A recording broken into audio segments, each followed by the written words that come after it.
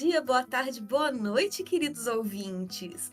Está começando agora mais um episódio do nosso Terror na Esquina. Aqui comigo essa noite nós temos o Fê. Oi, pessoal. Seja bem-vindo ao Terror na Esquina. E uma convidada especialíssima. Eu juro, eu já estava morrendo, eu já estava assim, agoniada para gravar esse episódio. Pode se apresentar. Gente, eu sou a Jay Carrillo aqui pela terceira vez. Eu acho que eu já posso pedir música do Fantástico, hein? E finalmente com a Marina, né? A Marina tava fugindo de mim durante todos esses episódios. Eu não acredito nisso. Aleluia! Eu saí até mais cedo do trabalho, entendeu? Eu tava aqui me preparando mentalmente, tô tremendo igual a vara verde. Ai, gente, não. Que isso? E ainda foi no melhor momento, Jay. Foi no comeback da máquina que rolou esse encontro. É? Porque ela ficou um tempo afastada do terror. E ela voltou no último episódio. E agora tá aqui, esse encontro. Ah, esse segundo episódio que ela tá gravando de volta, então? Sim. Nossa, chegou chegando, hein, Fia? Nossa, com os dois pés na porta. Adorei. Gosta sim. Espero que esteja tudo bem e que você continue, tá bom? Amém. Não, é a faculdade, né? Já viu? A gente fica... Eu sei bem. Não sei porque eu voltei pra essa loucura da faculdade. O Terror na Esquina eu sei bem porque eu voltei. Felipe, eu senti uma crítica. Não, eu fiquei até fechei o clima aqui, sabe? Da torta. Chegou oferecendo torta hoje.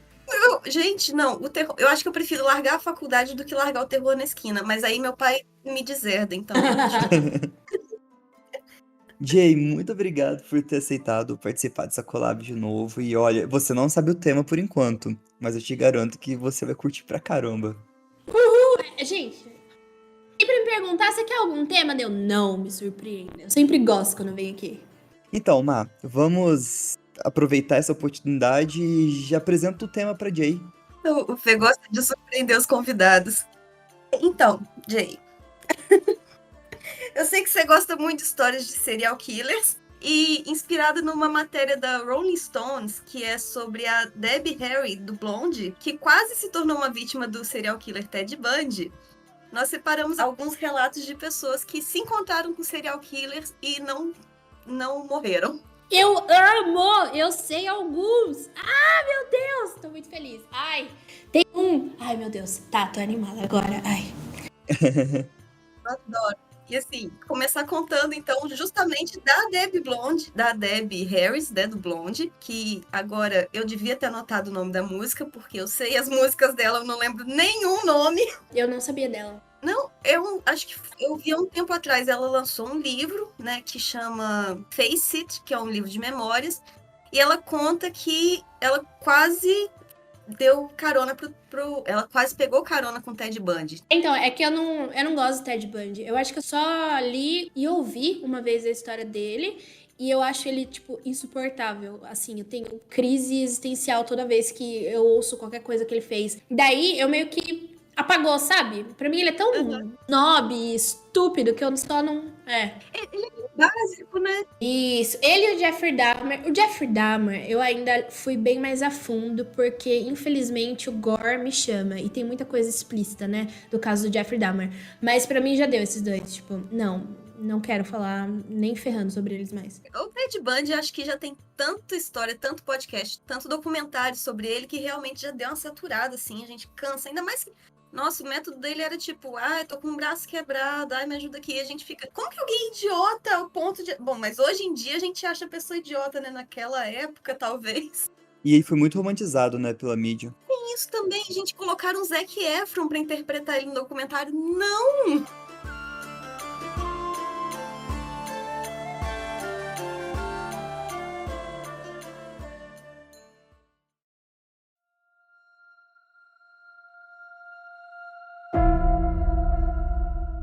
Bom, nas próprias palavras da Debbie, ela conta que eu estava tentando atravessar a cidade para ir em um clube depois do expediente, quando um pequeno carro branco para e o cara me oferece uma carona, mas continuei a sinalizar para um táxi.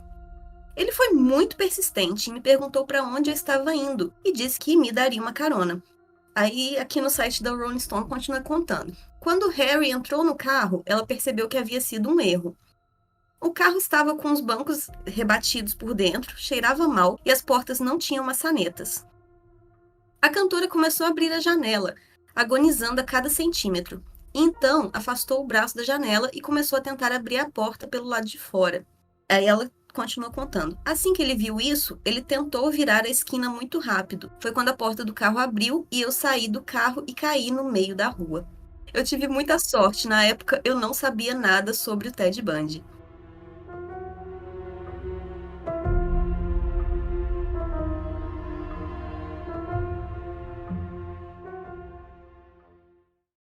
Eu vi essa notícia, sabia que você estava vindo e falei, não, eu preciso contar. E a gente precisava reunir algumas histórias de sobreviventes de serial killers. Mano, esse negócio, eu tava ouvindo Let's Not Meet, né?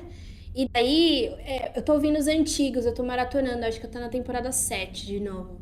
Daí eu tava ouvindo sobre o caso, tipo, teve a pessoa que mandou e-mail falou, eu acho que minha mãe já encontrou o Ted Bundy. E foi essa mesma descrição do carro, né? Porque é muito característico. Os bancos mais arriados, tipo, não tem maçaneta nas portas, ele cheira diferente. Então, é bem característico, né?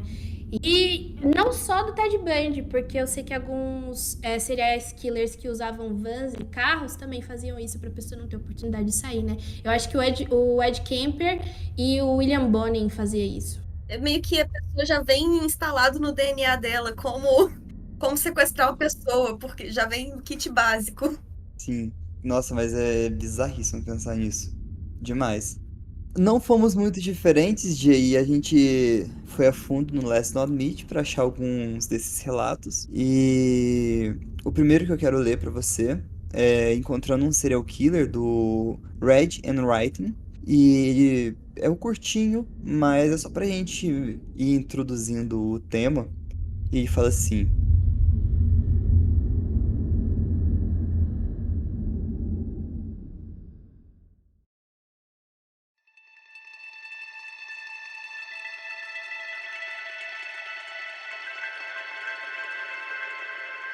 Isso não aconteceu comigo. Aconteceu com o meu pai quando ele tinha 17 anos, em 1982. Ele fugiu de casa porque estava com algum tipo de problema. Ele nunca me disse exatamente o que tinha feito, mas eu sabia que ele tinha uma juventude muito louca.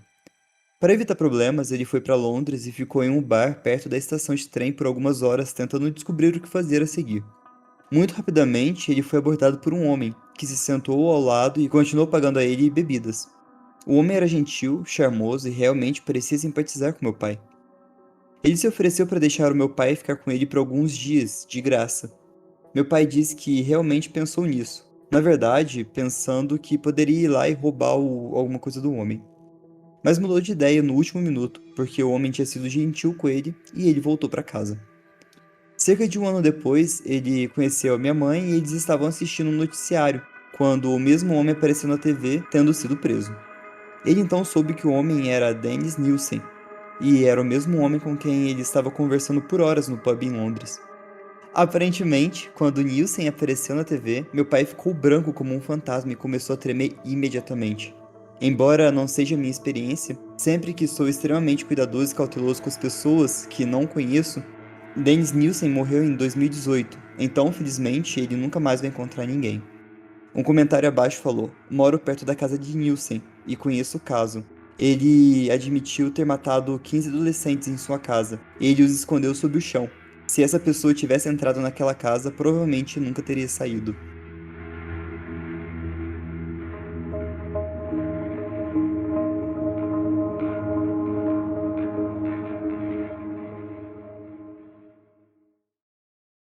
Sou completamente obcecada nessa história. Obcecada, vocês não têm ideia. Por sinal, tem sobreviventes. Tem alguns sobreviventes. Talvez se tiver uma próxima temporada do Criminologia, talvez essa história entre.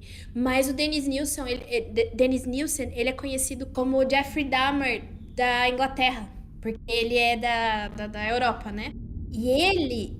Ai, mano, o que ele fazia era... Ele matava as pessoas... E daí ele dormia com elas, porque ele queria que...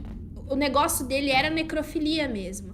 E às vezes ele colocava pó branco pra sentir mais seco o corpo, sabe? E ele não sabia o que fazer, não sabia o que fazer. Daí ele começou, antes ele morava num lugar. Daí ele começou a colocar as pessoas no assoalho. Só que daí todo mundo reclamava do cheiro, ficou insuportável o cheiro. E daí ele se mudou para uma casa. E daí nessa casa ele escondia as pessoas no jardim. Tanto que o que aconteceu foi, conforme não tinha mais espaço, ele foi dando descarga nos pedaços das pessoas, né? Coisa horrível de falar. E daí entupiu o encanamento do lugar. Daí chamaram o encanador foi ver, quando descobriu, ele achava que era pedaços de frango, e quando foi ver eram restos de pessoas. Eles não conseguiram, tipo, nem juntar os fragmentos de algumas pessoas que sumiram, porque ele simplesmente picotava e jogava no banheiro. É bem tensa, a história dele é bem tensa. Nossa, então o começo foi maravilhoso. A abertura. Eu acho que tem um documentário sobre ele na Netflix, não tem? É um documentário muito bom, eu recomendo. Eu, particularmente, não gosto dos documentários da Netflix, tá? Eu não assisto muitos documentários. Geralmente as pessoas me indicam os documentários e eu vou assistir. Não gosto muito por causa do teor jornalístico e meio que sensacionalista. Isso me deixa um pouco pé da vida. Se um programa que eu indico muito, eu não sei o nome em português, porque eu sou alfabetizada em inglês, brincadeira. É porque eu assisto ele em inglês mesmo, porque eu assisti ele pelo streaming. Eu assisti ele pelo streaming e eu ficava meio sem paciência de sincronizar as legendas em português, daí eu assisto em inglês mesmo e foda-se. O nome do seriado se chama Evil Lives Here. Eu acho que é tipo demônio na minha mora perto, alguma coisa assim. É da Discovery de crimes lá, é deles. Esse seriado é assim, eles pegam uma pessoa da família, essa pessoa da família vai contar o que aconteceu, tipo, é a versão dela da situação. Então, por exemplo, o John Wayne Gacy, que é o assassino palhaço, quem conta a história dele é a irmã dele. Ela vai contar, tipo, olha, do meu lado aconteceu isso e isso, ele era assim, assim, e daí eles vão contracenando, tipo, com atores, etc., alguns fatos marcantes da vida desse assassino em série. E eles não cobrem só assassino em série, eles cobram, tipo, vários crimes que tomaram conta dos Estados Unidos, da Austrália, enfim. E daí quem conta é um familiar, ou seja, irmã, filho, marido, esposa, ex-esposa, são essas pessoas que contam. Então, eu já acho que o tom do negócio, da história, é diferente. E essa foi a minha perspectiva de eu criar a temporada nova do Criminologia, né? Que eu falei assim, mano, olha só como a história, ela é diferente, ela é palpável, você tá vendo um outro lado. Porque geralmente a gente só vê a partir do assassino em série, né? Ai, só conta dele, dele, dele, dele. Tipo, é como se ele não tivesse uma família, não tivesse inserido na sociedade. Acha que ele é só, tipo, uma singularidade, um buraco negro mesmo, sabe? Esse documentário do Nielsen é muito bom, eu gosto bastante. Agora que você comentou essa parte da gente sempre ver o serial killer como um buraco negro isolado e tal, eu tava lembrando do. Acho que é o Dahmer mesmo, Jeffrey Dahmer, que tem um documentário que conta quando a filha dele descobriu que ele era o assassino em série. Ah, é o Dennis Rader, é o BTK. Isso, é o BTK. Naquela outra série da Netflix. Eu sou terrível com o nome, gente. É horrível. Os documentários da Netflix eu coloco e vou dormir. Eu não consigo assistir eles inteiros. Eu tô lá assistindo e durmo, então não tem muita opinião. Eu já tentei me aventurar nos documentários da Netflix, mas não rolou não. Achei bem xoxinho mesmo, prefiro o da Discovery. Então, não sei o que que rola. Ah, o do Dennis Nielsen e o do Richard Ramirez, que é o Night Stalker. É bom também aquele. Agora, os outros, vou te contar, viu? Não recomendo mais nenhum. Aquele do assassino da capa de chuva amarelo coreano. Eu assisti. Então, eu não sei dizer se é bom ou não. Tipo, eu vi e falei assim, ok. Porque eu não conheço a história, né?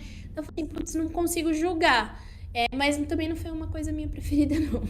Jay, então aproveitando, vou contar o próximo, que é o Eu conheci um potencial serial killer em sua casa de trabalho. Foi escrita pelo Throwaway Creep 0911 no Let's Not Meet.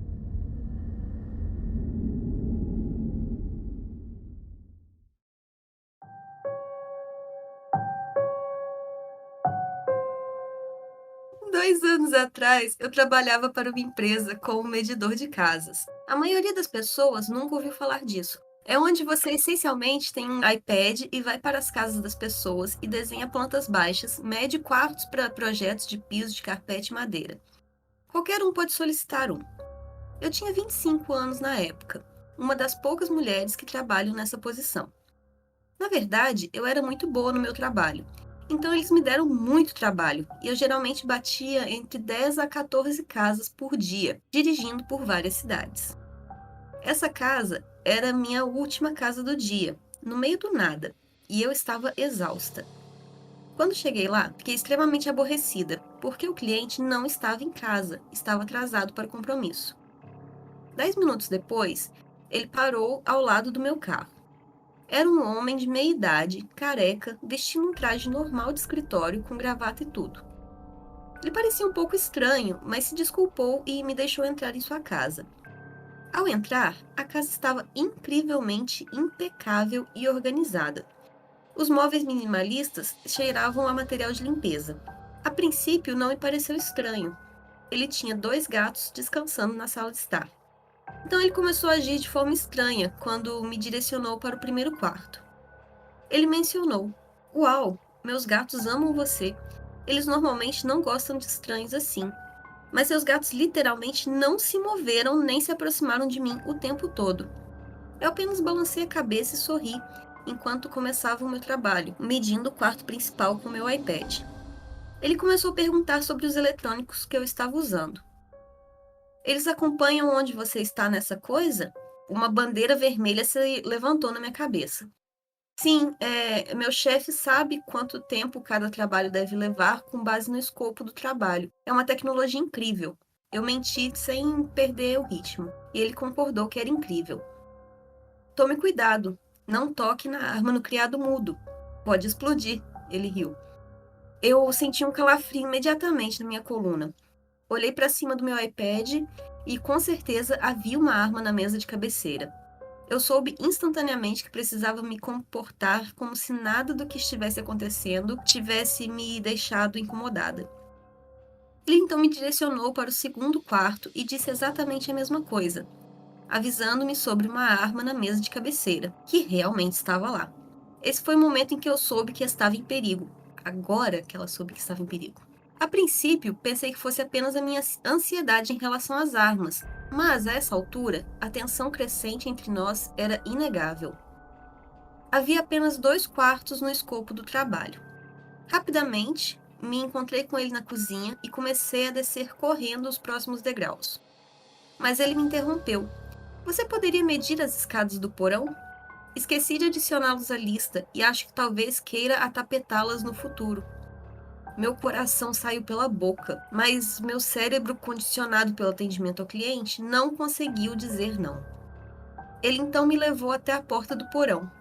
E, pessoal, de jeito nenhum ele estava planejando fazer alguma coisa com aquelas escadas. Eram escadas de tábua de madeira, em forma de L, descendo, levando a um porão inacabado. Para obter uma medida precisa, tive que descer até o porão. Enquanto isso, ele ficou bloqueando a porta com um sorriso no rosto, mencionando novamente se meu chefe sabia ou não onde eu estava, o que logo eu respondi que sim. Assim que cheguei ao porão, examinei a sala rapidamente. Não havia apenas um, mas 7 freezers revestindo as paredes. No meio da sala, havia uma luz baixa pendurada no teto. Desculpa! Que? Não tem problema, não, tu grava separado. Mas 7 freezer, caramba! Mano, que? Não faz o menor sentido. Nem se fosse aqueles caras que são survivalist, sabe? Aquela galera que tipo, nossa, eu vou pra floresta e vivo sozinho. Ai, Jesus Cristo, continue, perdão. Nunca que ia ter 7 freezers, pra quê? Muito red flag, muito do nada, assim. Pra piorar a situação.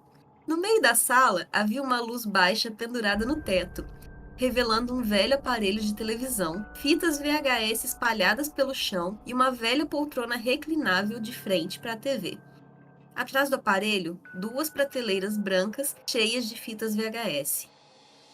Nesse momento, eu sabia que uma de duas coisas podia acontecer. Ou ele iria me deixar ir, ou ele iria me empurrar escada abaixo. Prendi a respiração, coloquei um sorriso no rosto, na tentativa de sair dessa situação, e comecei a subir as escadas. Tudo o que eu podia ouvir era o meu coração batendo nos meus ouvidos. Ele ainda estava bloqueando a porta, mas sem sorrir dessa vez.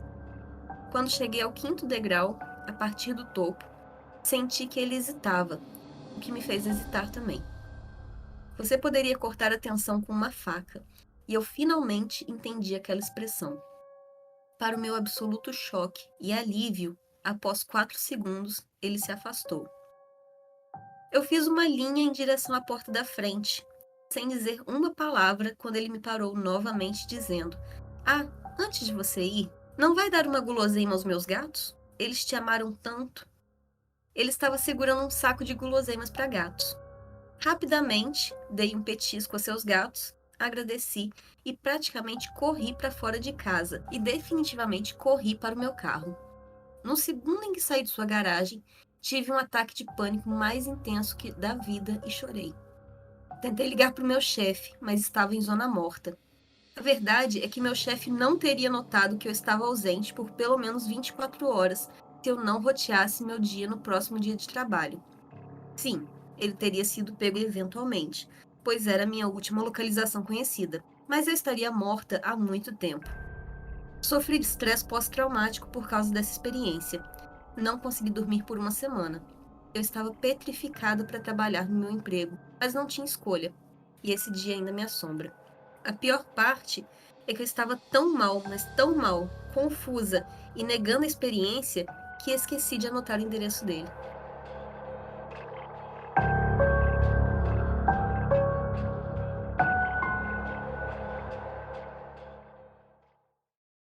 Esse negócio de arma e tal, eu sempre ando com uma faca. Eu tinha uma butterfly, é uma faquinha que você abre com uma mão só. Meu pai é militar e era instrutor de armas brancas no exército. Então eu sempre carreguei uma faca, minha irmã sempre carregou uma faca. Eu tô fazendo faculdade agora, mas é minha segunda faculdade. Então, na primeira faculdade, eu parava a moto sempre na frente da faculdade, no lugar mais iluminado possível. E um dia eu cheguei atrasada, tive que parar longe. Beleza. No que eu saí com uma faca no bolso, né? Fui andando pra minha moto, já não tinha mais ninguém na rua. Aí, beleza. Quando eu olho assim pra sombra atrás de mim, porque eu fico, né, fico de costas pra luz pra fazer sombra na minha frente. E aí eu vejo quem tá vindo. Completamente doida. Eu vi uma sombra vindo. Que eu olhei, vinha vindo um cara com um capuz assim, aquelas roupas de frio. Varginha é frio, né? Então até justifica. E me encarando assim, meio com a cabeça baixada, né? Aí eu vou ser assaltada hoje, é hoje que eu perdi o celular, eu vou perder minha moto, né?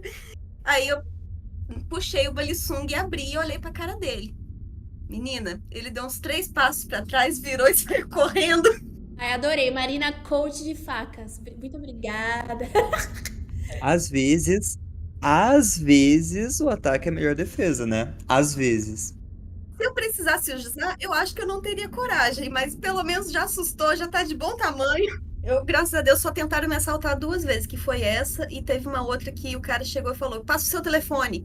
Eu achei que ele queria o meu número, falei: eu não, você é feio. E aí, ele foi embora. Ó, o Banluio. Gente, é muito difícil falar alguns users do Reddit, né? Mas o título é Quase Dei Carona a um Assassino em Série.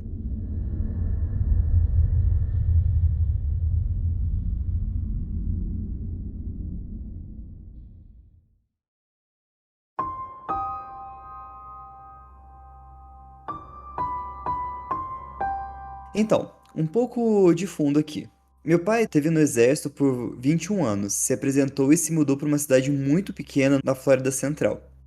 Ele ficou entediado depois de alguns anos e, embora a gente não precisasse de dinheiro entre a sua aposentadoria e o que minha mãe ganhava sendo contadora, ele queria voltar a trabalhar. Ele começou a trabalhar em vários postos de gasolina. E, sendo uma cidade pequena, os donos não se importariam se eu fosse até lá e ajudasse ele a abastecer os refrigeradores ou até mesmo administrar o caixa, desde que não vendesse bebidas e cigarros. Tudo isso aconteceu no final dos anos 80 e início dos anos 90. A história real que vou contar aconteceu em 1990. E me lembro bem da data porque foi pouco depois do meu aniversário. E estando com 15 anos na Flórida, eu tinha acabado de tirar minha carteira e meu pai me deixava dirigir com ele para o trabalho apenas para obter alguma experiência na estrada, tanto de dia como de noite. Eu estava sentado no meu lugar de sempre em uma mesa que estava montada ao longo das janelas, livro na mão, pés apoiados e um Mountain Dew na mesa junto com alguns lanches. Eu geralmente passava a maior parte da noite assim, lendo livros, levantando para operar o caixa e estocar o refrigerador em horários diferentes. Eu me lembro de olhar para cima porque algo incomum chamou minha atenção, e eu percebi que uma senhora estava subindo o nosso estacionamento na direção da interestadual. O posto de gasolina fica bem na I-75. Isso em si era muito estranho porque onde a gente estava localizado, você não conseguia ver muitas pessoas andando, e definitivamente não andando em direção à interestadual. Achei que ela tinha quebrado o carro em algum lugar e estava vindo usar o telefone para chamar um guincho ou um reboque, coisa assim. E eu estava completamente errado. Ela entrou na loja, olhou em volta por alguns minutos, e eu me lembro de ter a sensação estranha e assustadora sobre ela. Ela foi até o balcão e começou a contar ao meu pai uma história sobre como ela havia ficado presa e precisava de uma carona até a próxima cidade grande, ao norte de nós. No caso, a cidade era Ocala, isso é importante. Meu pai avisa que estava trabalhando e não tinha como levar ela. Ela se vira e olha para mim, e enquanto ela está olhando para longe dele, meu pai chama a minha atenção sutilmente e balança a cabeça negativamente. Fiquei confuso por um segundo, mas então ela se virou para o meu pai e apontou para mim, perguntando se eu poderia levá-la. Meu pai respondeu que só tinha uma licença estudantil e que não poderia levá-la em lugar nenhum, e nem voltar. Normalmente, eu teria feito isso mesmo que fosse legal, porque eu já tinha feito algumas vezes antes. Eu não discuti com meu pai, já que isso era completamente estranho para ele. Ele normalmente era tagarela com os clientes, mas por alguma razão, ele era quase seco e desdenhoso com ela. Acontece que ele teve uma impressão ruim sobre ela desde o minuto em que viu-o subir na estrada. Ela xinga ele por um minuto e ele basicamente diz para ela sair da loja. Ela bateu a porta que estava aberta e eu pensei que o vidro fosse quebrar com a força que ela bateu. Então ela saiu da loja e desceu a estrada em direção ao pátio. Eu fiquei de olho nela e continuei observando enquanto ela fez seu caminho de volta para a Interestadual. E em seguida ela começou a subir a rampa em direção ao norte. Quase um ano se passou, e eu estava no meu quarto, menos de uma semana antes do meu aniversário de 16 anos. Eu escutei meu pai gritando na sala de estar. Filho, vem cá, olha isso. Rapidamente corri para a sala de estar e vi meu pai apontando para a TV. Olhei para a foto da senhora na tela e imediatamente me lembro da senhora que estava na loja. Acontece que quase dei carona para Aileen Wuornos, que mais tarde foi condenada por ser uma assassina em série e depois condenada à morte. Ainda tenho pesadelos sobre o que poderia ter acontecido.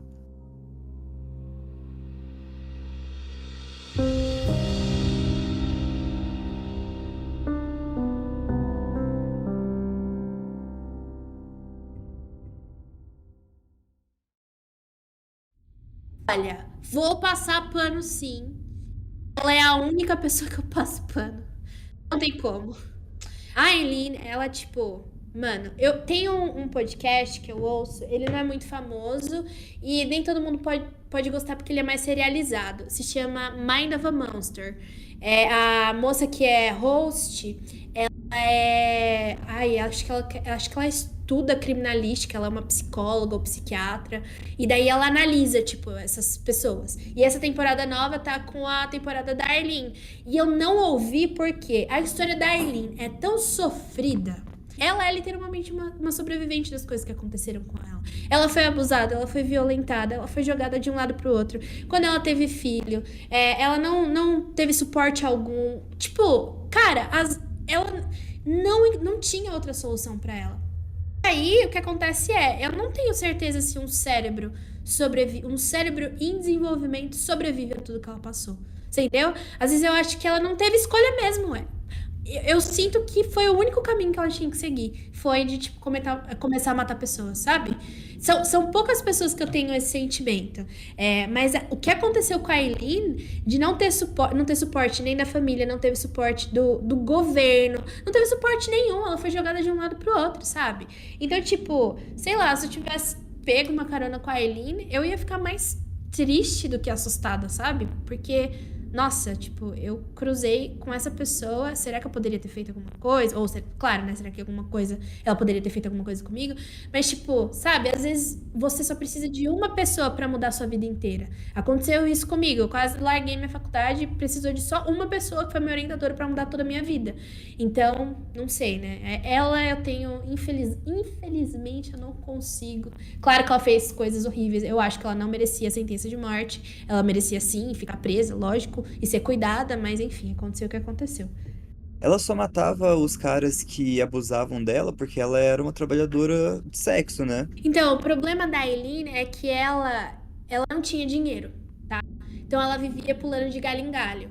Então, vez Aham, que alguma coisa engatilhava ela, era um gatilho pra ela quando ela tava ali se envolvendo com um cara, ou até não se envolvendo com um cara romanticamente, ou pra fazer sexo, alguma coisa do gênero, ela se sentia ameaçada, ela matava e pegava o dinheiro, entendeu? Era isso que ela fazia. entendi. Pegava o carro, enfim. Era ela que tinha uma esposa também, que aí ela trabalhava, ela namorada. É uma namorada. Foi a partir da namorada que conseguiram pegar ela, porque a namorada foi ajudar a polícia pra ela ser pega. É, nossa, pesado isso, hein? Pesado. Bem pesado, não. A história dela, tipo, eu fico muito, muito triste que isso aconteceu. E eu acho que a história dela é como se fosse uma. Ela deve ser muito contada para a gente entender como o sistema funciona, não só nos Estados Unidos, como aqui também, né? A gente fica sempre falando para as pessoas: ah, vai para terapia. Terapia é um bagulho caro, gente, não é um bagulho acessível. Ai, toma remédio. É caro. Por mais que a gente tenha o SUS, nos Estados Unidos pior porque não tem SUS, por mais que a gente tenha o SUS, é muito difícil você entender que aquele problema tá afetando sua vida. Então, se você não tem acesso a psicólogos e psiquiatras, você não consegue. Então, tipo, pra mim foi isso na Aline. Faltou esse suporte e ela se tornou o que ela se tornou. Então, eu acho que é tipo uma história de atenção que a gente precisa saber. E no Brasil, apesar da gente ter o SUS, às vezes a lista de espera para um CAPS é muito longa, sem contar com o estigma dentro da comunidade, da própria família, às vezes, quando a gente Uhum. precisa tomar um remédio, ter que ouvir gracinha de parente, ter que ouvir. Nossa, é complicado. Além do tabu, eu já peguei muito psicólogo que piorou a minha situação do que ajeitou. Então, é isso, é difícil. Eu vou contar então a história do Snow Donkeys 5457, que é: naquela vez eu cruzei com um serial killer condenado.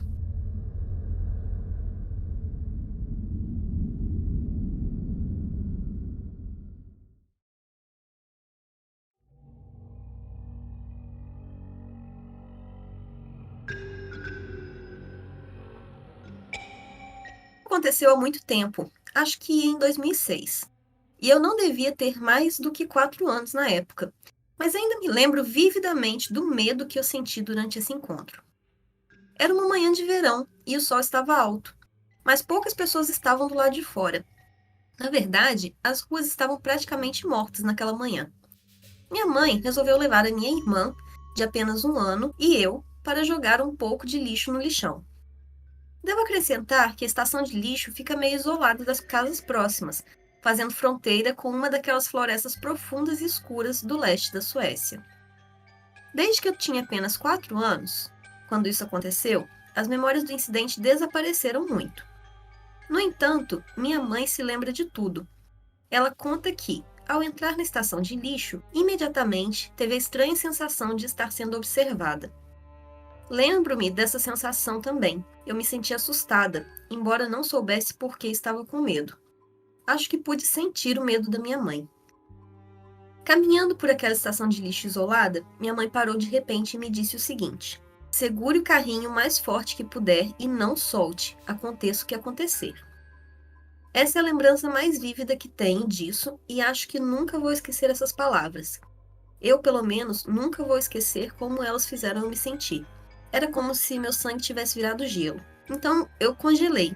Minha mãe parecia severa, mas mesmo uma criança pode sentir quando alguém está morrendo de medo. E minha mãe estava definitivamente com medo de alguma coisa. O resto é apenas um borrão. Não me lembro de muita coisa além do que mencionei acima. Então vou deixar o resto da história ser contado pela perspectiva da minha mãe.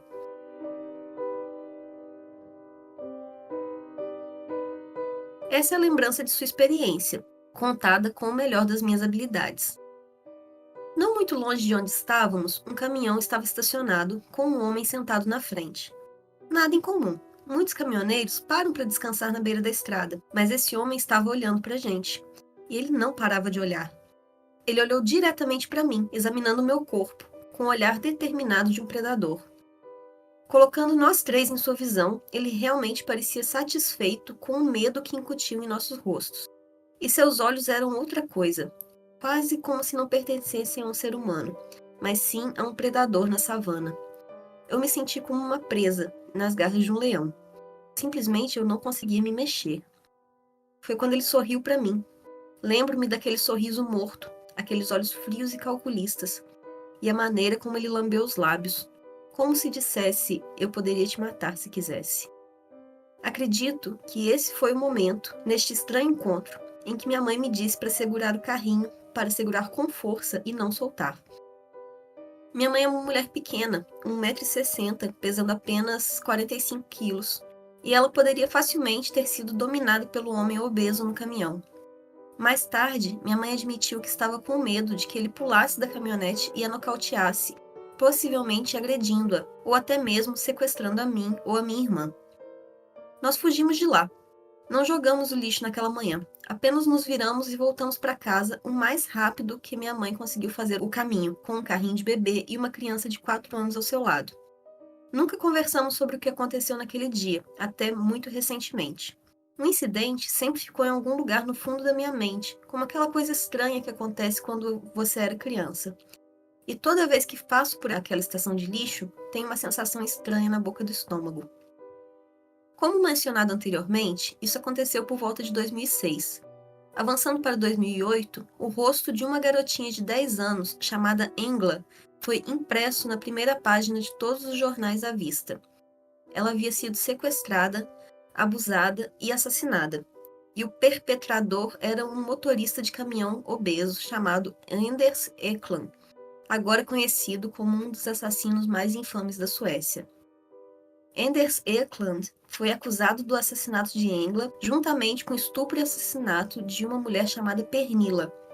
Ele também é suspeito de sequestrar outra garotinha, que ainda está desaparecida, fazendo dele um pedófilo e um estuprador em série, e um assassino em série.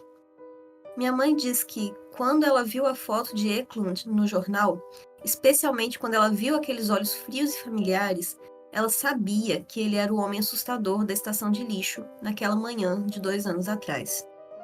Pensar em como minha mãe, ou minha irmã, ou eu, ou todas nós poderíamos ter sido suas vítimas, me dá arrepios até hoje. Anders, mesmo que você esteja atrás das grades, não vamos nos encontrar nunca mais.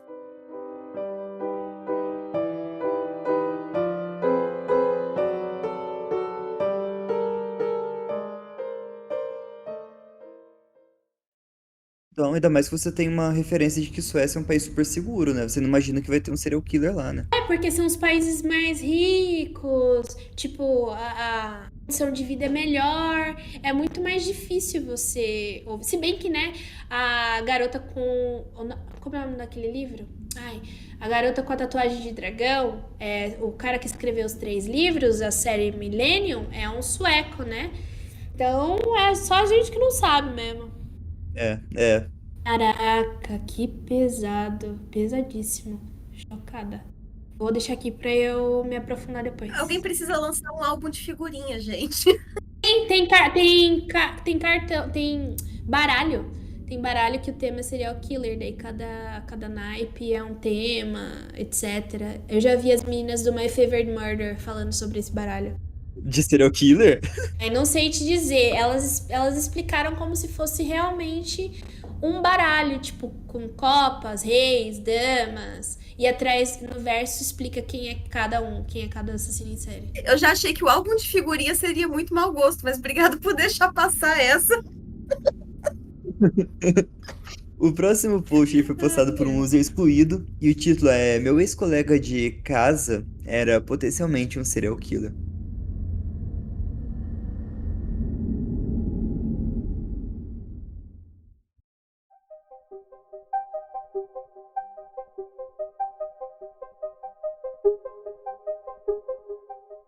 Essa é uma história complicada, tão nua comigo enquanto eu consigo transmitir tudo o que eu lembro sobre o que me levou à conclusão de que meu ex-colega de casa poderia ter sido um serial killer ou um serial killer em formação.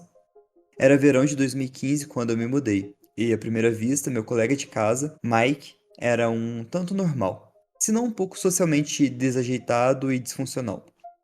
Quando eu estava assinando os papéis, ele insistiu que eu nunca deveria entrar no porão. O que eu achei estranho, mas eu realmente precisava de um lugar para ficar e, bom, as pessoas têm suas pequenas peculiaridades, então eu apenas atribuí isso à época. Conforme fui conhecendo o Mike e nossa coabitação continuou, aprendi mais sobre a profundidade de sua disfunção. Primeiro, que ele usava metanfetamina. Agora eu não julgo as pessoas automaticamente com base em seus vícios, mas fiquei surpreso com a extensão de seu uso. Ele foi provavelmente a primeira pessoa que eu conheci que usou metanfetamina e equilibrou um emprego em tempo integral. Desfrutou de uma quantidade razoável de sucesso. A razão pela qual isso é importante para a história é que, quando ele ficava em casa, bebendo e usando metanfetamina, ele começaria a escorrer pela boca. Ele costumava brincar que se eu sentisse cheiro de lye é água sanitária. Não deveria pensar em nada. Acho que provavelmente foi a terceira vez em que ele disse isso que eu perguntei por que ele continuava dizendo isso. E ele disse: eu uso produtos químicos para limpar os corpos, com um sorriso malicioso no rosto. Eu tentei atribuir isso a um mau senso de humor, mas não me agradou muito. Ele também foi muito particular para que eu informasse sobre as minhas idas e vindas e meu horário de trabalho. Eu me lembro dele ter ficado chocado e desconfortável um dia que acabei saindo do trabalho porque ele não percebeu que eu estava lá. Eu me lembro daquele dia porque ouvi muito barulho, e o que parecia ser um grito abafado vindo do porão. Seu carro estava na entrada, mas ele não estava na casa principal ou no seu quarto. Em outros dias, ele tocava música muito alto que ecoava pela casa toda. Às vezes tocava rádio na NPR naqueles volumes muito altos. Acho que ele pode ter tentado mascarar os sons.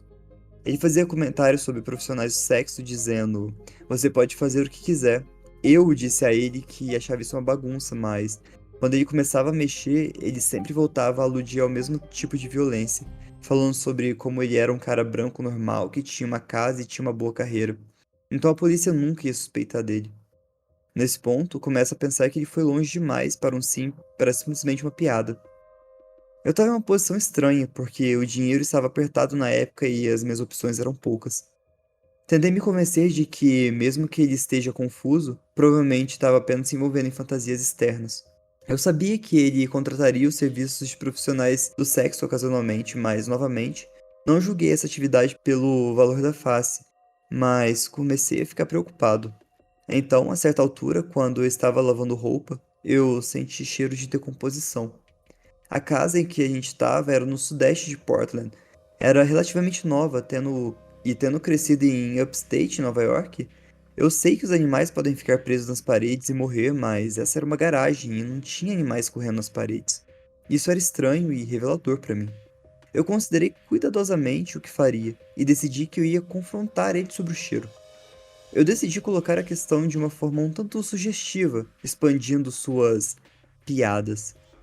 Eu disse a ele que precisava fazer uma melhora no trabalho limpando os corpos porque eu senti cheiro de decomposição na garagem. Nunca esquecerei da sua reação. Seus olhos se regalaram e ele me lançou um olhar penetrante. Em algum lugar entre medo e raiva, ele tropeçou em suas palavras e finalmente respondeu: o quê? Sério? Eu disse que sim, sério. E houve alguns segundos de constrangimento antes que ele dissesse: ah, obrigado por me avisar. E prontamente entrou no seu quarto e fechou a porta. Alguns dias depois, ele foi para o forro superior da garagem, enquanto eu estava de novo lavando a roupa. Ele chamou por mim e eu estava tentando me convencer a subir no forro.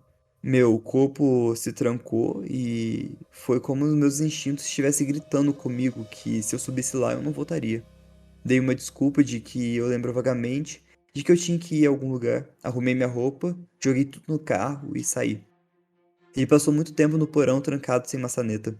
A única maneira de entrar era pelo quintal, e eu gostaria de ter descido lá, para confirmar ou descartar as suspeitas de uma vez por todas. Nos últimos 2 meses em que eu morei lá, eu tive acesso a comentários mais gráficos sobre mulheres e profissionais do sexo, conversas explícitas sobre violência sexual, e ele estava usando cada vez mais.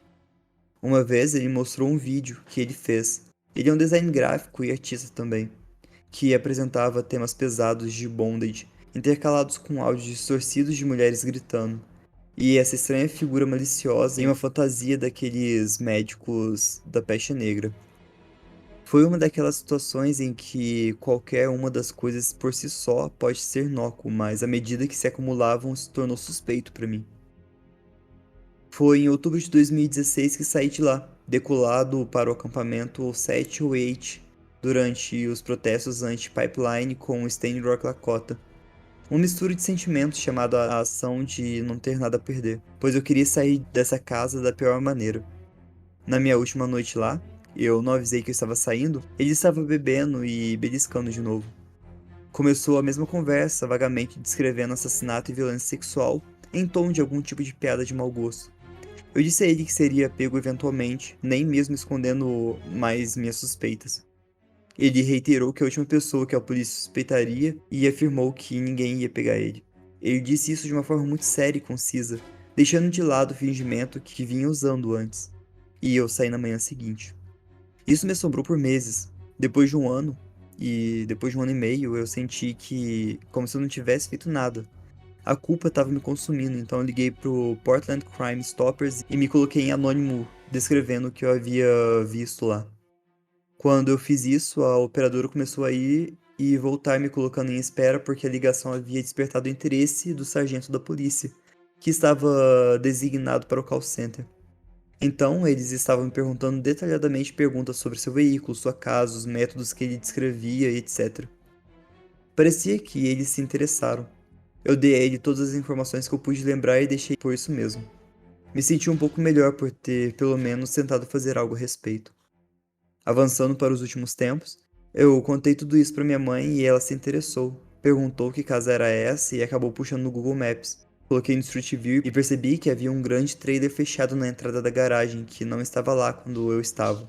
Eu poderia teorizar porque poderia estar lá, mas eu não consigo reunir uma razão prática para isso. Ou porque ele o usaria, a menos que ele estivesse se movendo ou usando para transportar coisas para descartar. Reconhecidamente, isso é pura conjectura, mas não pude deixar de perguntar. Duvido que consiga um encerramento ou que minhas suspeitas sejam válidas a menos que ele finalmente seja pego, e eu leia sobre isso. Cresci pobre e convivi muito com a vida baixa.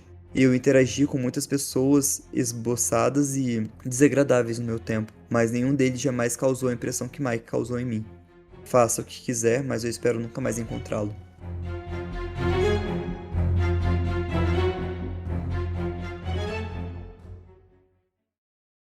Essa daí me deixou mal, tô na bad agora. Esse me deixa triste também, né? Nossa, ainda mais porque ele tava presenciando isso na casa e, de certa maneira, ele fazia piada sobre tudo que ele tava fazendo, né? Isso que eu ia falar, tipo, pô, cara, não é, isso é uma grande red flag. Você, ó, quando eu ouço muito Morbid, as duas meninas, elas sempre falam, né? Por que que você não ligou pra polícia? Por que que você não avisou? Tipo, eu sei que existe todo o descaso da polícia e às vezes, né, provas circunstanciais, não é uma prova física, né? Mas isso são muitas red flags que, cara, sei lá, muda de endereço, vai embora, some, não sei. Não perpetue isso e seja grosseira. Seja grosseira, fala, não gostei, para com isso, por que que você tá contando essas coisas pra mim? Tipo, seja esquisito e seja grosseira, porque, não leva essas coisas pra frente. Fiquei chateada. E, tipo, você não sabe qual que é a hora de agir, né? É sempre aquela coisa, a gente olhar pra trás pra uma situação e falar, putz, eu devia ter agido assim naquele momento. É muito difícil. Tipo, eu tô falando, seja rude, saia correndo, mas se fosse comigo, eu também não sei como eu reagiria. É o clássico. A gente pode especular o que poderíamos fazer, mas a gente só sabe o que vai fazer de fato quando ocorre, né? Sim, sim. Eu acho que a outra questão é, você nunca sabe. A gente tá lendo por fora, a gente sabe que desde o começo, qualquer coisa fora do lugar é uma red flag, uma red flag. Mas quando a gente tá vivendo, a gente nunca sabe qual que é o começo. A gente nunca sabe qual que é o estopim, qual que é o momento de estourar, e às vezes o momento de estourar já passou muito tempo, né? E você já tá, sei lá, seu destino fadado com a pessoa destinado a fazer mal a você, né? Com toda certeza. Por isso que a pior idade que existe é dos 15 aos 25 anos. É muito burro nessa época, cara. Você não tem repertório, você não tem maturidade, você acha que você é o dono do mundo, você acha que as suas decisões são as mais acertadas. Parece que a chave girou quando eu fiz 26, 27 anos. Eu falei assim, caraca, velho, quanta merda, pelo amor de Deus. Má, faça as honras do próximo. Que agora, nos dois próximos relatos que. Corra, socorro. Essa é a história do I Am Just You. O título é Quase Fui Morta por um Serial Killer.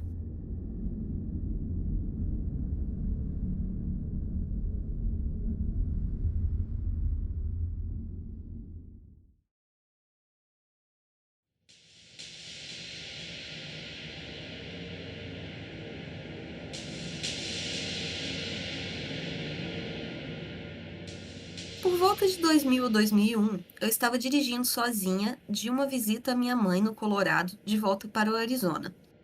Eu estava em uma caminhonete e tinha uma mesa que minha mãe me deu e que era do meu avô.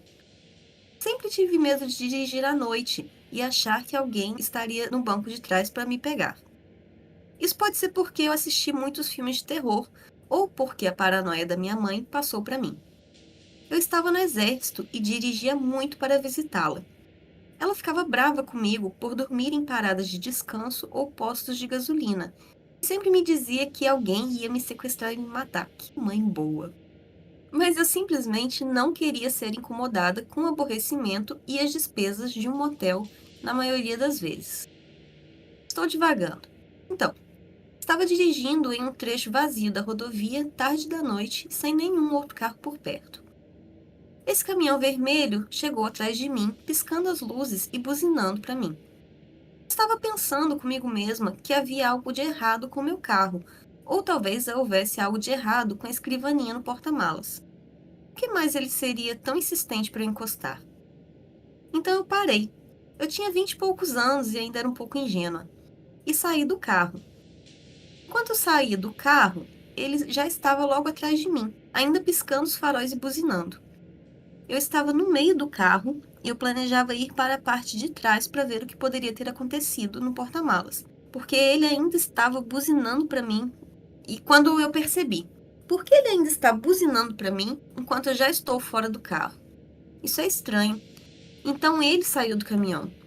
Foi quando eu soube que algo simplesmente não estava certo. Pulei de volta para o meu carro e acelerei. A próxima saída ficava a cerca de 45 milhas de distância, e ele me seguiu o tempo todo. Peguei a primeira saída e fui até uma mercearia lotada, com um tapete de lavanderia ao lado. Havia uma ambulância estacionada na lavanderia, com as luzes piscando, e eu estava ao lado dela. Achei que, se houvesse uma ambulância, eventualmente um policial poderia vir. O homem ficou em sua caminhonete no estacionamento do supermercado, me observando o tempo todo. Eu estava apavorada. Eu não queria sair do carro e me sentir uma idiota se tivesse que contar a alguém o que aconteceu. Esperei cerca de 1 hora e ele finalmente saiu. Depois que ele saiu, esperei um pouco mais antes de continuar minha viagem de volta ao Arizona. Eu já estava paranoica e atenta a qualquer caminhão vermelho que passasse por mim. 5 ou 6 anos depois, eu estava assistindo Mistérios Não Resolvidos ou algum tipo de programa policial semelhante com meu marido na época. Ele sabia o que aconteceu porque estávamos namorando quando aconteceu. E que história parece? Uma história sobre um homem naquele trecho exato da rodovia, com um caminhão vermelho que usou essas táticas exatas para fazer algumas mulheres encostarem e as assassinarem. Estou realmente feliz por meu instinto me dizer que algo estava errado e por ter voltado para o meu carro e dirigir.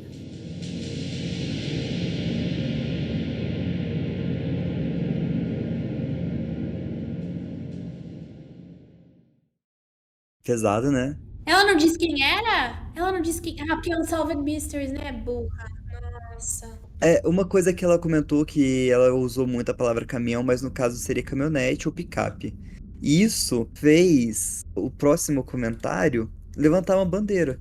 E comentou pela Word Blender se não era o mesmo caso e possivelmente a mesma pessoa. Que Jay, aí tá a chave pra coincidência. Posso fazer as honras e ler pra você pra depois a gente comentar? Lógico, pelo amor de Deus, eu vou morrer aqui já.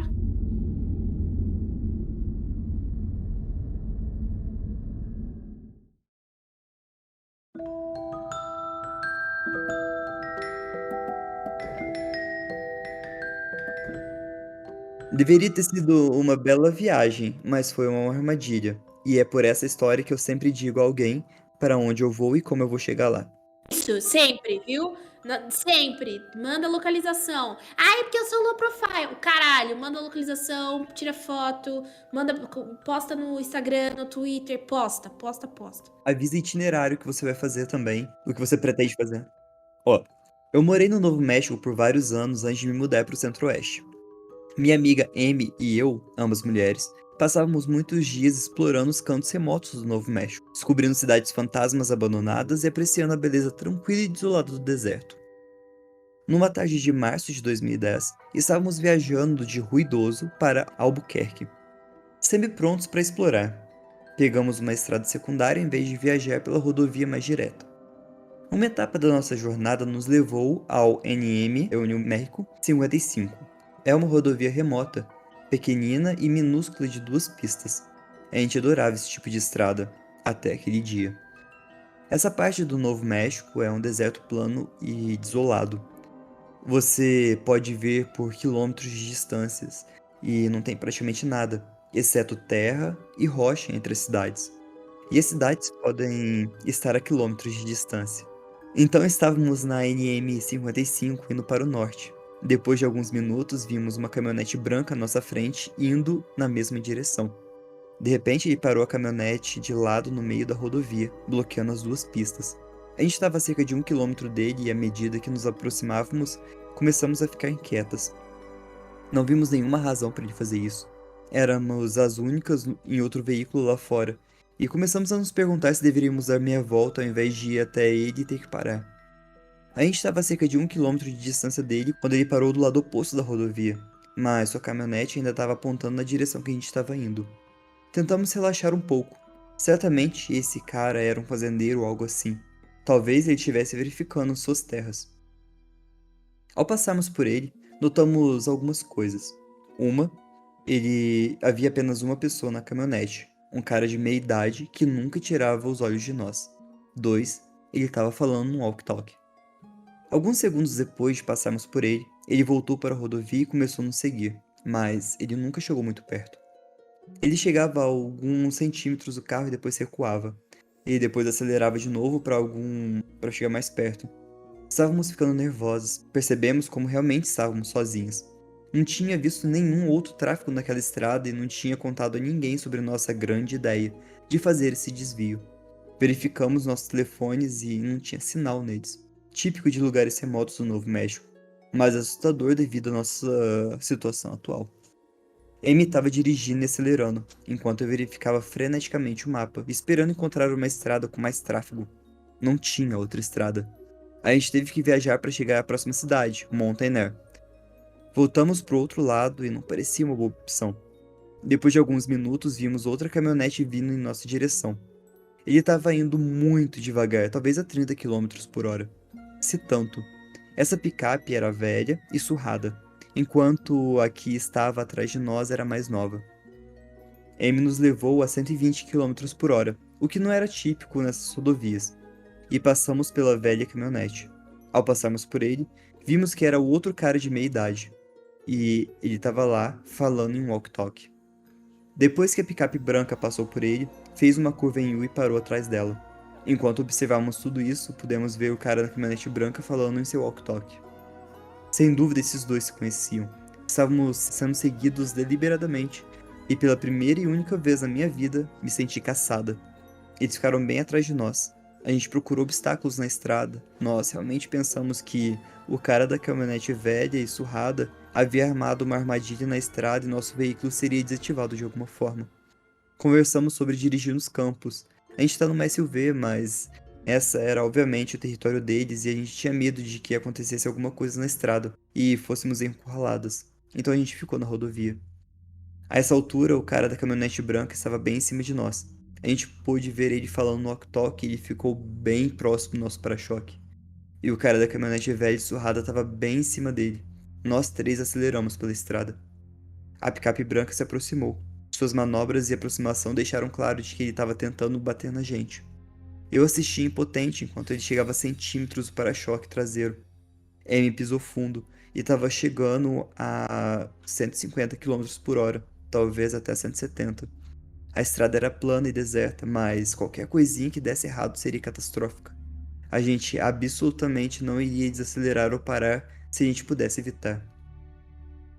A picape branca entrou na pista oposta e começou a ganhar velocidade.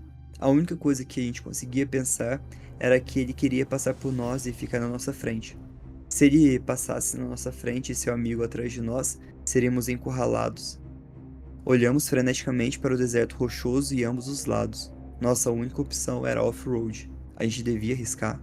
A gente poderia acelerar pelo deserto e chegar em segurança de uma forma íntegra?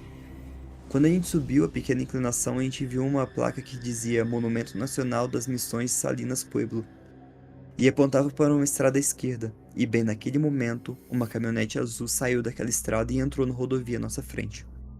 Quando chegamos na picape azul, a gente viu placas dizendo US Park Service. Olhamos um para a outra e depois olhamos para trás. As duas picapes fizeram uma inversão de marcha e foram para o outro lado.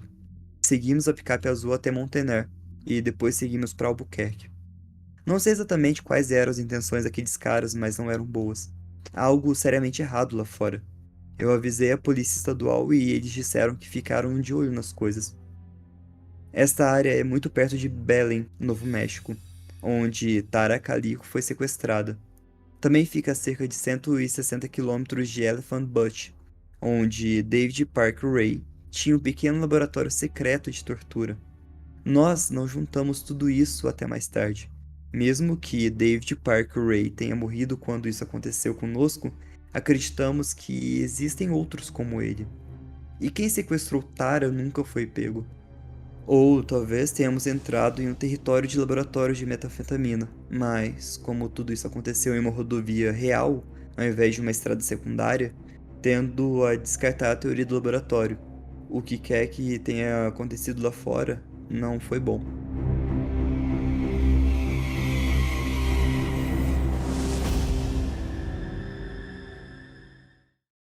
Cara, eu pensei exatamente no David Parker Ray, mas quando você falou dois suspeitos e dois suspeitos homens em caminhonetes diferentes, me veio outro caso não resolvido que não é nem da Taracalico, é do West Mesa Murders, que 11 mulheres foram descobertas e enterradas lá, nessa região do Novo México, que não foi... Na verdade, foram ossadas que encontraram na região das mulheres. E até hoje não se sabe quem foi que agiu aí. Cara, a gente sempre fala da Califórnia, né? Que tem muito serial killer na Califórnia. O Golden State Killer é de lá, o Night Stalker é de lá, o Ed Kemper é de lá, o William Bonney é de lá. Tipo, mano, não consigo parar de falar.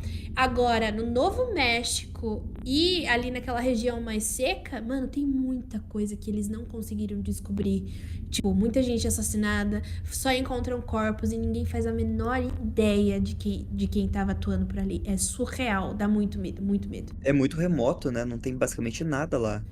É um lugar desértico. É tipo, quando eu fui fazer intercâmbio, eu morei na divisa entre o estado de Iowa e o estado de Illinois. Então, tipo, o que dividia os dois era o rio Mississippi. E essa parte de Iowa, que todo mundo sabe que a banda Korn é de lá, né, de Iowa, é literalmente só plantação de milho. E é muito... Mano, eu sentia muito medo, porque na época eu lia muito Stephen King, né, As Crianças do Milharal.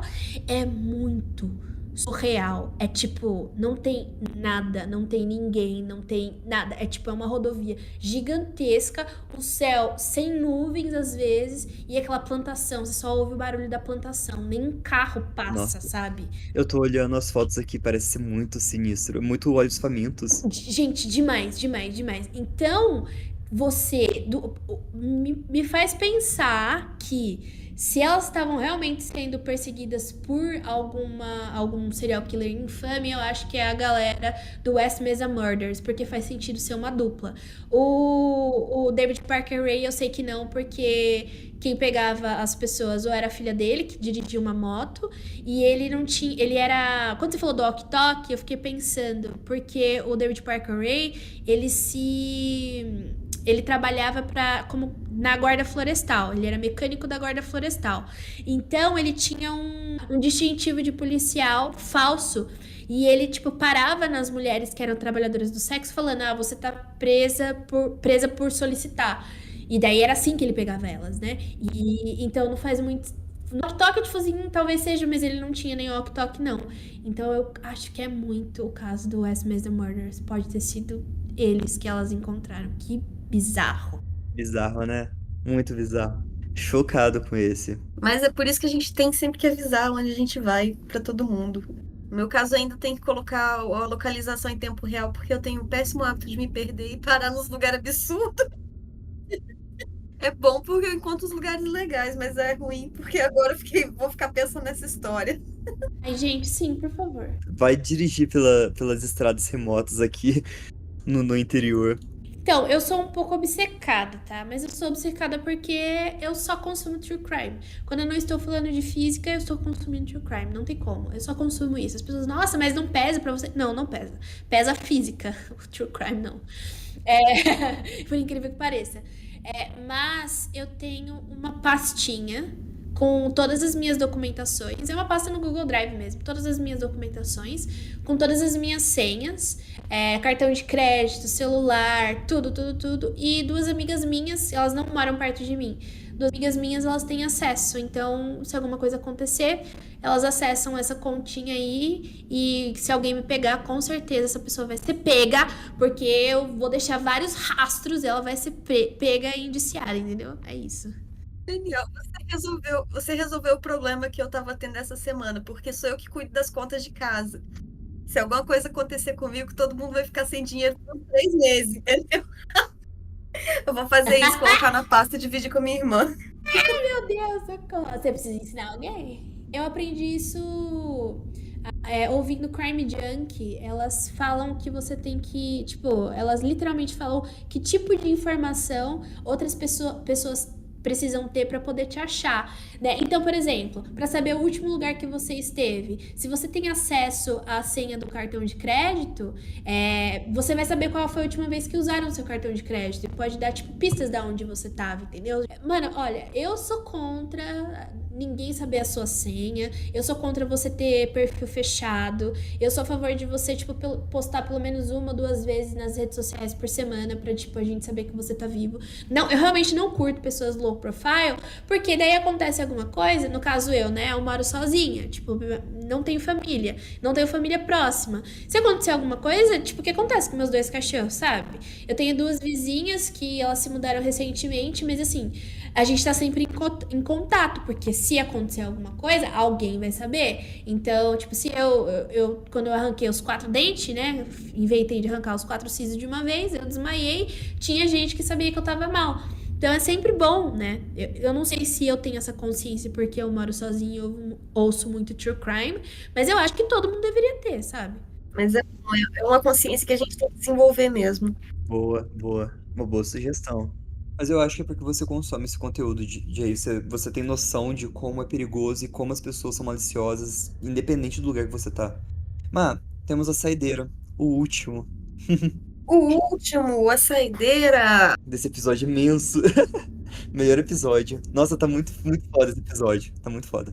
Tá gostando, Jay? Gente, vocês pegaram um tema, né, que eu, tipo, nossa, de olhos fechados aqui.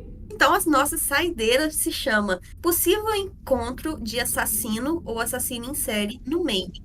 E o autor foi excluído.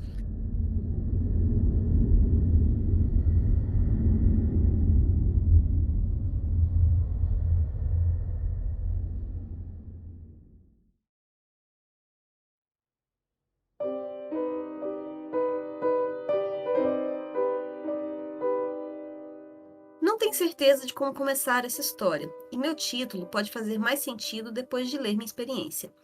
Vou tentar ser o mais breve e conciso possível. No verão de 2004, minha família deveria passar as férias em Kennebunkport.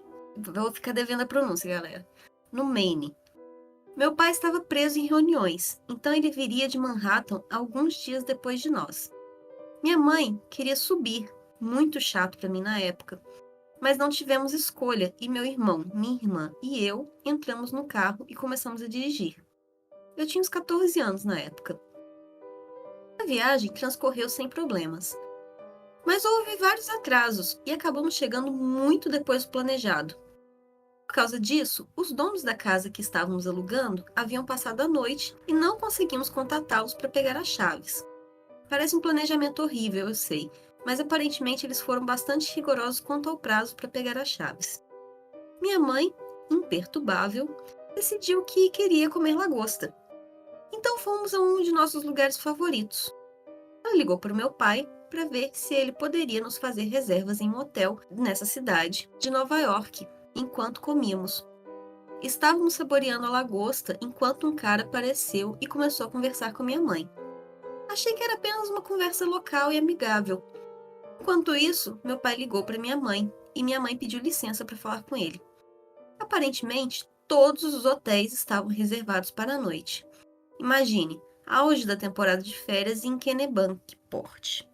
O plano era dirigirmos até a cidade mais próxima e encontrar um lugar para ficar até que pudéssemos pegar as chaves da nossa casa de férias.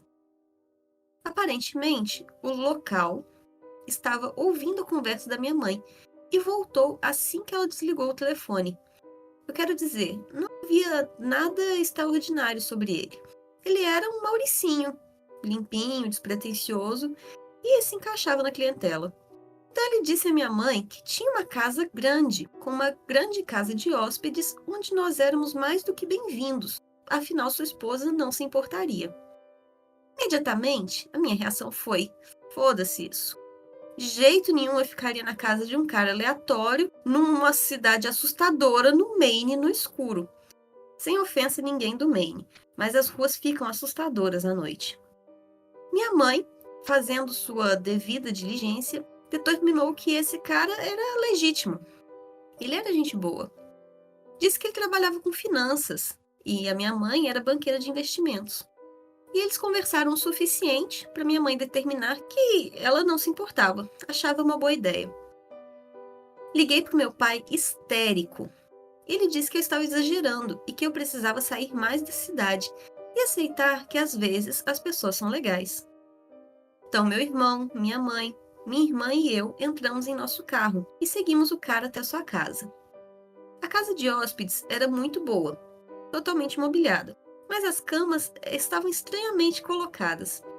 A casa tinha 2 quartos e, em vez de as camas estarem localizadas no meio do quarto, imagine o layout de um quarto simétrico. Elas ficavam bem embaixo da janela de cada quarto. Pareciam meio fora de lugar. De qualquer forma, nós entramos rapidamente. E, enquanto todos nos preparávamos para ir para a cama, minha mãe ouviu uma batida na porta. Era o cara. Ele disse que só queria verificar se estávamos acomodados. Coisa legal de se fazer. Cerca de 30 minutos depois, ele volta para fazer o check-in novamente. Nesse ponto, minha mãe disse: "Obrigada, estamos bem. Passaremos na sua casa principal pela manhã para agradecer." Passaram mais uns 30 ou 45 minutos e eu não conseguia dormir. Eu estava aterrorizado. Então ouvi esse farfalhar, o que é estranho porque a casa de hóspedes não ficava perto de árvores ou perto de arbustos que pudessem causar esse barulho. Nesse ponto, vejo minha mãe bem acordada e olhando para a janela, como se apontasse para a janela com os olhos. Deixe-me acrescentar, nenhuma das janelas tinha cortinas. O cara disse que era porque sua esposa estava redecorando. Quando olhei para cima, havia uma figura masculina, de pé. Achei que ia ter um ataque cardíaco. Não sei quanto tempo ele ficou lá. Quando ele foi embora, minha mãe esperou um pouco e então nos disse para juntarmos nossas coisas. E ela não estava brincando. A essa altura, meu pai estava com ela ao telefone. E ele estava praticamente pirando com a minha mãe sobre alguma coisa. Mas eu não conseguia ouvir sobre o que era. Minha mãe disse que ia colocar as coisas no carro e era para nós seguirmos ela para fora. Isso foi por volta das 2 da manhã. Quando entramos no carro, paramos na frente da casa principal para que minha mãe pudesse devolver a chave e agradecer e sair de lá. No entanto, quando chegamos à frente da casa, todas as luzes estavam apagadas. Não apenas todas as luzes, mas parecia que ninguém estava em casa. Luz da varanda, abajur nas janelas da frente, tudo escuro. Além disso, os 2 carros que estavam estacionados antes haviam desaparecido. O carro do local e o que presumíamos que seria o carro da sua esposa.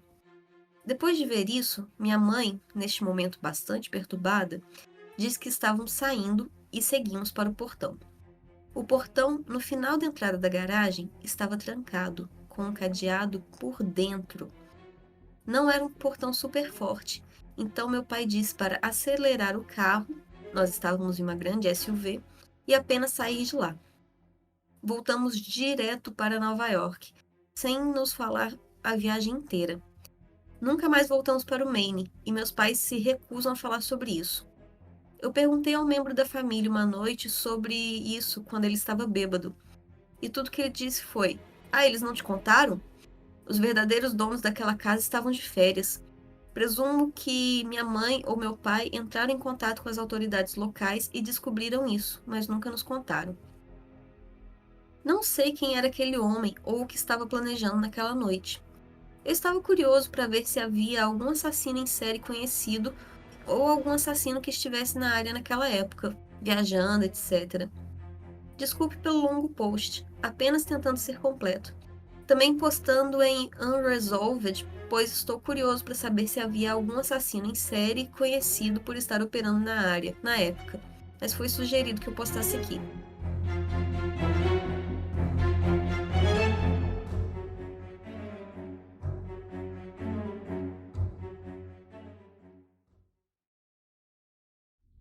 E é isso. Esse é o mistério. Peraí que tem outro. Tô procurando o nome do querido. Esqueci o nome do arrombado do caralho. Peraí. Alaska Serial Killer. Calma que tem um que é parecido com o que ela tava falando. Rapidão. Esse serial killer, ele foi pego só por 2 mortes. Que horror falar isso, né? Só por 2 mortes numa casa e de uma menina que trabalhava num café. Pegaram pela câmera. No Maine, eu acho que eu nunca ouvi falar de um serial killer no Maine. Não, ele é do Alasca, mas ele viajava o país inteiro. Achei. O nome dele é Israel Kiss. Queriam falar dele? Já sim. Num outro podcast, num podcast True Crime aí. Isso. Esse cara, ele tinha um kit. Era muito arrombado, metido, escroto do caralho. Então, pra ele, era como se fosse um jogo. Ninguém nunca vai me pegar, então eu tenho um kit pra assassinar as pessoas. E o modus operandi dele era viajar os Estados Unidos inteiro e, tipo, ter alguns crimes, como roubar banco, roubar casas, e daí ele matava as pessoas. E ele foi acusado por 3 assassinatos. Um dessa menina, que ela trabalhava numa cafeteria, foi pego pela câmera, e de um casal de meia idade já, que eles foram encontrados na casa mortos e ninguém entendia por quê, né? Porque, tipo, não conseguiram conectar com mais nada. E a gente acha que ele matou muito mais do que isso porque ele viajava os Estados Unidos inteiro. Então, quem sabe ele não passou pelo Maine, tem que cruzar. Até hoje, gente, cruzam o nome do Israel Kiss com assassinatos suspeitos, porque pode ter sido ele. Então, ele assassinou os Estados Unidos inteiro, né? Ele viajava para os Estados Unidos inteiro e ele contou isso. O problema é que ele já tinha uma filho, ele se mata depois, porque ele não quer que o filha saiba o que fez, daí ele acaba se matando antes de tipo, conversarem mais com ele e distrair mais coisas dele. Ele é um grande arrombado. Tem um podcast que se dedicou 3 temporadas inteiras pra falar sobre ele, pra falar sobre onde ele viajou, pra falar sobre a família dele, pra falar sobre a mulher dele, os filhos dele, tudo. É muito bem detalhado. Tipo, eu tomei raiva dele por causa desse podcast. É um podcast muito bom. Se chama True Crime Bullshit. É muito, muito detalhado. Eu acho que, tipo, as 3 temporadas deve dar quase, sei lá, 12 horas de Israel Kiss que ele pesquisou. A pesquisa é muito, muito boa. Eu acho que, tipo, a sensação que eu tenho com Israel Kiss é a que eu tenho com Ted Bundy. Eu ouvi, tipo, tão ansiosamente que eu comecei a tomar raiva. E é muito bom, é muito bom. Eu indico bastante caso você ouça em inglês. Nossa, mas se você pensar, os Estados Unidos, ele tem muita incidência de serial killers, né? Eu acho isso bizarro demais. Aqui na América Latina tem uns que matou muito mais do que se juntar todos os Estados Unidos, tá? Sério? Não, mas contando a América Latina inteira. Ah, daqui pra baixo, América Central e América do Sul, sem contar os Estados Unidos. Tipo, exclui Estados Unidos e Não, sim, Canadá. sim, mas se você pegar, mas tipo, isso tá acontecendo dentro de um país inteiro, cara. Tem proporções continentais dos Estados Unidos, óbvio. É, mas a gente sabe que os Estados Unidos, ele participou das duas guerras, Segunda Guerra Mundial e da Guerra Fria. A gente tem a neurose e o pânico de, tipo, ataques e atentados por causa do ataque do 11 de setembro. Então, tipo, muita gente foi pra guerra e voltou ruim da cabeça, e a gente sabe que Estados Unidos não é um lugar bom de ruim da cabeça, né? Entenderam o que eu tô falando? Quebrado. É isso. E os Estados Unidos não têm um sistema de saúde bom. Eu, quando fui fazer Sim. meu intercâmbio, eu conheci gente que foi negligenciada pelo Estado e serviu no Japão, por exemplo, sabe? Então, Uhum. tipo, isso gera muita coisa na cabeça dos estadunidenses, né? Então, tipo, tomada isso, a ideia que a gente tem de família margarina é dos Estados Unidos, enfim, não é, eu não moraria lá. Não, eu ia falar assim que eu vejo muito TikTok, leio muito no Reddit histórias, como eu tô fazendo enfermagem agora, eu leio muito caso de problemas no sistema de saúde estadunidense. Menina, é cada coisa horrível, horrível. É uma coisa assim simples que se o médico olhasse 2 minutos para sua cara, ele identificava qual era o problema e eles ficam anos e anos tentando achar o problema e tipo passa de um médico para o outro, tipo, você tá sendo fresco. Isso aí é ansiedade e tal. Nossa, é bizarro. Gente, tem pessoas que acabam morando nos próprios carros porque se endividam por causa dessas coisas aí no sistema de saúde. Cara, não tem dinheiro. Pesadíssimo. Eu não curto a cultura dos Estados Unidos e pretendo não voltar tão cedo. A não ser que seja pra ver a minha família de lá. Minha família de lá, né? Tipo, minha host family de lá que me recebeu. Mas fora isso, eu não tenho a menor vontade. Eu acho um. A gente reclama muito do Brasil, mas sinceramente eu prefiro aqui.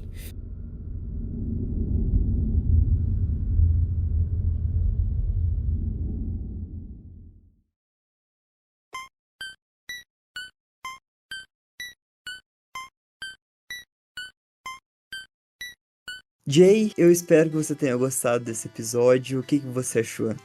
Eu amei, pelo amor de Deus, né, gente? Viram, né, minha empolgação. Ai, e é horrível porque as pessoas devem achar que eu sou doida. Mas é porque é o que eu tava falando esses dias. Eu não falo sobre isso. Normalmente, quando você fala comigo na vida real, não são conversações que você tem comigo, tipo, criminologia. Só vou falar do criminologia se você vier perguntar pra mim, sabe? Então, tipo, são coisas que só ficam na minha cabeça, sabe? Quando você tem uma obsessão, tipo, uma vez eu fiquei super obcecada pelo Gorillaz. Eu sei toda a história deles porque eu sou muito obcecada em toda a criação, tipo, dos personagens, da história, etc. É a mesma coisa com serial killer. Tem vezes que eu não consigo dormir e eu tô lá pesquisando sobre essas pessoas. Então, tipo, quando alguém me dá a oportunidade de falar sobre isso, eu fico muito empolgada e começo a vomitar toda a informação que eu acumulei. Então eu peço desculpa se eu fui verborrágica. Acontecerá de novo. Que bom que você gostou, adoro. Pode contar com a gente pra oportunidade de falar sobre serial killers, porque se bobear eu fico o dia inteiro ouvindo você falar sobre isso tranquilamente. Mas esse episódio, tipo, foi muito calhado, porque a Emma falou assim, o que você acha de a gente fazer sobre encontros com serial killers, com assassinos? Eu falei, cara, eu acho que é certo, a Jay vai amar esse tema. Ai, posso contar uma coisa então? Já que. Ai, deixa eu contar só uma coisa quando vocês falaram. Encontro de serial killer. Tem dois serial killers, que é um casal de serial killer, mas é um tio e um sobrinho. Isso, obrigada, primo. Eu ia falar primo. Que esqueci o nome deles agora, me fugiu. Eles atacavam em dupla e eles literalmente pegavam trabalhadoras do sexo e mutilavam elas, tipo, eles faziam experimentos nela. É o Kenneth Bianchi e o... The Hillside Stranglers. São esses dois caras que eles pegavam mulheres e torturavam elas, literalmente. E daí, tem um cara que fez um filme, ele era muito famoso por fazer um filme preto e branco, ele fez o Vampiro M, é o Vampiro M o nome do filme, não tenho certeza, enfim. Ele era, tipo, muito famoso e ele teve uma filha. E essa filha, ela tava na mesma área que essa dupla de serial killers. E eles também se disfarçavam de policiais e pegavam as pessoas. E ela foi abordada uma vez, a filha desse cara que era muito, muito famoso na época. E o que aconteceu foi que ela percebeu que eles eram muito estranhos, não aceitou a carona deles, tipo, saiu correndo. Na verdade, quando eles falaram assim, você não quer entrar? Ele, não, tô procurando meu pai. Ele, quem é seu pai? Daí ela falou quem era o pai dela e mostrou uma foto e eles reconheceram. Tipo, nossa, a gente é muito fã do seu pai, não sei o que, sei o que. A gente precisa ir agora, beleza. E ela não foi morta porque o pai dela era famoso e eles gostavam dos filmes que o pai dela fazia. Só que ela teve uma vida muito triste, porque logo que o pai morreu, a madrasta, se não me engano, meio que deixou ela de lado, não deu dinheiro nenhum pra ela, e ela morreu, tipo, com 35 anos. Esse nível, é bem triste a história. E esse, pra mim, é o encontro de serial killer mais triste que já aconteceu tipo, que eu já li, porque ela se salvou disso, mas no final das contas ela não teve uma vida muito boa e acabou morrendo cedo. Jay, muito obrigada por ter vindo, por ter aceitado nosso convite. Eu tô muito feliz de estar finalmente gravando com você. Nossa, eu vou falar que eu gravei com a Jay Carrillo, assim, pra todo mundo que eu conhecer. É isso, gente. Eu amei. Mas, assim, eu tô muito feliz de você estar aqui. Eu espero que você volte mais vezes, quando você tiver um tempinho, sempre. E, assim, quando você quiser gravar com a gente, pode mandar mensagem pro Fê, pra mim, e falar assim, tem horário aí, vamos gravar, que você é sempre muito bem-vinda. Obrigada. Eu tenho que falar os minhas despedidas. Então, de novo, eu já quero pedir minha música do Fantástico, porque eu amo estar aqui, eu me divirto muito. Então é isso, muito obrigada por me convidarem. Vocês podem me encontrar no Criminologia, que é meu podcast só eu sozinha falando comigo mesma sobre crimes. Tô com a temporada nova sobre sobreviventes. E no Mundo Freak falando sobre casos insólitos e o que o André me permitir falar sem parar. E eu acho que é isso, muito obrigada. Então, gente, muito obrigado por acompanhar a gente até aqui. Lembre-se de seguir a gente nas redes sociais, @terror na esquina, em todas as redes. Provavelmente não no Twitter novo, porque já é muita coisa, mas no Twitter antigo a gente tá. E é isso. Cuidado nas esquinas. Tchau! Tchau!